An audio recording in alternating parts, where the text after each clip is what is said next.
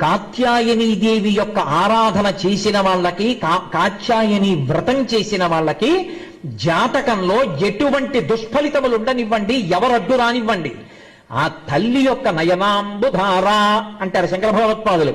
అలా ఆమె యొక్క అనుగ్రహ శక్తి చేత చల్లాచదర చేసేస్తుందంటే ప్రతిబద్ధ కాదు చేసి యోగ్యుడైనటువంటి వరుడొచ్చేటట్టుగా చేస్తుంది. అందుకే అప్పటికీ ఇప్పటికీ కాత్యాయని వ్రతం అంత శక్తివంతమైంది. కన్యకామణులు హేమంత ఋతువు వచ్చింది అంటే కాత్యాయని వ్రతం చేస్తారు. అందులో ప్రత్యేకించి కుజదోషం ఉన్నటువంటి వాళ్ళు అసలు కాత్యాయని వ్రతం చేసుకోకుండా వివాహానికి అనుమతించారు తల్లిదండ్రులు. అంత గొప్ప తల్లి, అంత గొప్ప వ్రతం కాత్యాయని వ్రతం. కాత్యాయని వ్రతం కేవలం కన్యకామణులకే కాదు.